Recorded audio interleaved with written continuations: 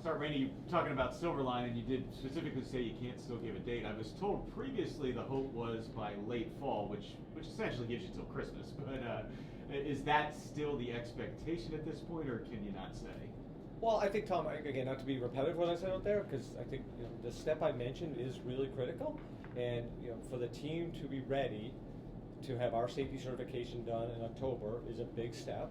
And then, of course, and I think multiple members of the board mentioned, there are other parties that have to have concurrence. So right now we're working very closely with MWA to do their pieces to wrap things up, and I appreciate all the work they're doing.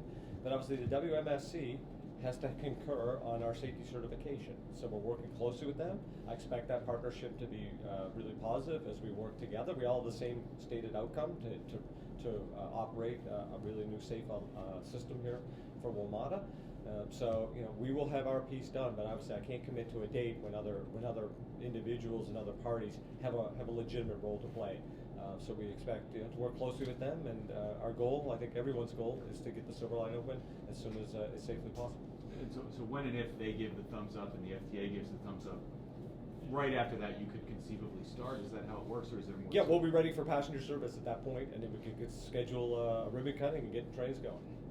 There's a viral video out there this week, I'm sure you've seen it, about an incident at the Foggy Bottom station that happened the other day.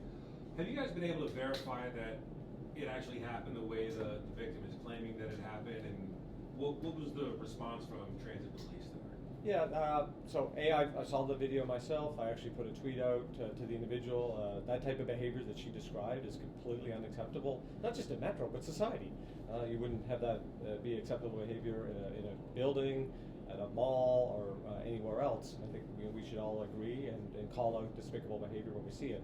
I won't get into specifics on the case. Obviously, that's Metro PD has to work through. Metropolitan Transit Police has to work through that case.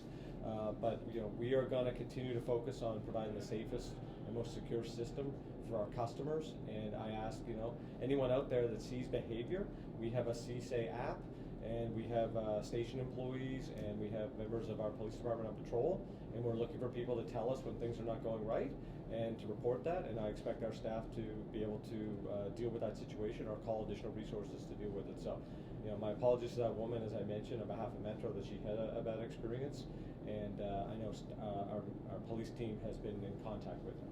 Do you know response time though? How long did it take an officer to get? Was an officer dispatched there, and did it take them how long to get there? I don't have that specific information. I just got this obviously last night, so I know the team, the police officers have been in contact with her. I believe she got on a train, so then they had to go actually reach her via phone after this information came out in the report. But I know that they've been in contact with her multiple times. Randy, do you know if the police have increased staffing that they had in April? Is that continued, or was that just a short time? Yeah, it's hard for me to comment on what happened in April. I believe if I understand correctly, there was some more increase in patrol activity. We are definitely short on some staffing holistically here at Metro, and police is one of those areas. And I think the city, I believe, is short officers. It's a national issue of police officers. It's one of the things that the team, we had a meeting the other day, a quick conversation about one of the biggest priorities internally we're going to have to focus on is hiring. We need to have the appropriate amount of people out in the system to ensure that we're providing the safe expectation for our customers. So we're going to be looking at that and supporting our police department and having the right resources to do their job. Are you significantly short station managers or other frontline staff? I'm digging in, Justin, to understand each category. Holistically, we are certainly down. I mean, it's a national issue of staffing, right? Transit took it pretty hard. Metro obviously didn't hire for a long period of time with the uncertainties of COVID. And now, of course, it's like everything, everyone didn't do anything, and now everyone wants everything, and whether it's airlines or going to restaurants, there's issues. So it's not going to change overnight, and I got to be honest with that. It's going to take time to rebuild the ranks, but it's something we're going to have to really concentrate on to deliver the great service that the community deserves. Can you talk, sorry, No, go ahead. talk specifically, give us maybe a specific update. I know you're new, but where exactly the 7000 series, the automated sort of system is, how close is it to being submitted for, to the WMSC as part of a plan to get the entire fleet back? Yeah, I can't talk that specific, to be honest. I'm actually going out there, I think about midnight tonight Okay. to Greenbelt to look at the system and to get a good understanding how we do our manual measurements. I do know the team has told me we're into tens of thousands of measurements that have actually happened manually without, my understanding so far, with zero actual anomalies. So we are not detecting any issues. I think there are somewhere over 400,000, I believe it is, I'll get the exact numbers, miles of all the trains that have been doing daily measurements without any change in anomalies. So the team is actually, has done a great process here. We're going to be working collaboratively with our partners at WMSC to see how we can continue to move forward, whether it's manually or with our drive-through system, how we can safely deliver more trains back into service. Well, I want to revisit, last year the board pitched this idea to, have increasing bans for riders who, I can't remember if it was sexual assault or harassment, gun charges, that sort of thing. With this kind of recent incident, I don't know if that necessarily falls into what the board was thinking, but talk a little bit about, I'm not sure if you've heard this incident yesterday, but does that kind of fall into what the board was thinking at the time, and do you have any plans to revisit that? Yeah, I mean, it was a wide range of issues. Again, depending on how this investigation plays out, we'll work with the general manager to work through that, and if we need to change things or enhance certain policies or programs, we'll definitely do that. Because, as Randy said, we take it very seriously. I know the police department does, and so we take all those issues very seriously. Was the guy on the video somebody that you guys are familiar with? Do you know who he is, or have you seen him before doing other things? Well, I personally, I mean, haven't. not personally, but like police, maybe. I am no position to comment on the case. All I got last evening was from the chief talking about how the officers had talked to the victim multiple times to go through her case, but we didn't have a chance to debrief on the entire incident. Obviously, the police have a role, right? They have to go investigate it, check. Generally, if they know who it is, if he's a kind of a known person, both in our system, but listen, we're part of the community. So it's not like someone that generally does behavior that was described is doing that only at Metro. If someone is doing that at Metro, they're probably doing it somewhere else, happen to be in whether it's the district or Virginia or Maryland. So this is why it's so important that we work together with our partners to kind of work through the whole security and law enforcement, and whether it's mental health or homeless issues, they impact us all holistically, and we got to be part of the solution, and it's not just Metro. Yeah, and the board is going to take this very seriously as well, because look, we need to get ridership back, and one of the components of getting riders back is they're feeling safe on the system. So that is something that we're obviously laser focused on, and we'll be getting a report back on all of this. All right, Randy, I think you heard during your walk around on Monday, and even I think in some public comments today, about these quality of life issues of the fare jumping, of I think there was a comment of people drinking, that sort of thing. How do you go about addressing those sort of issues in the system? Listen, I'm not going to pretend that's like a snap of the fingers and easy to do.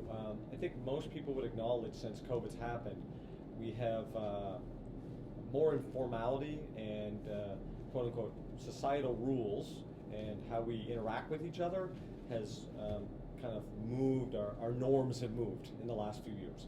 And as a society, I think it'd be good if we could kind of create some norms and structure, and we have to do that together, right? I mean, Metro can't do that on its own, Randy Clarke can't do it on its own, the board can't do that. With that said, we have to be able to separate what's anomalous behavior from true trends, and right? So there is a feeling of safety, which I think is incredibly important, and then there are actual things that are unsafe. And we got to figure out then how to analyze that through customer satisfaction, kind of reviews, maybe a lot of some third-party kind of observations that are not staff-driven or kind of shadow kind of stuff. We got to get down to what the real most important topics are, and then go hit those really hard. So if that is more uniform presence, that could be a thing.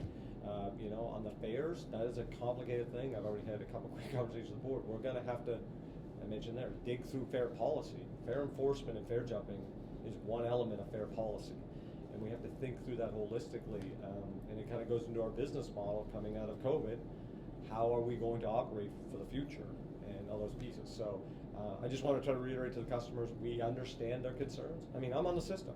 My wife's on I want the system to be safe. We're going to do everything we can every day to keep moving that needle forward on being the safest place for everyone to be on the system. Everyone.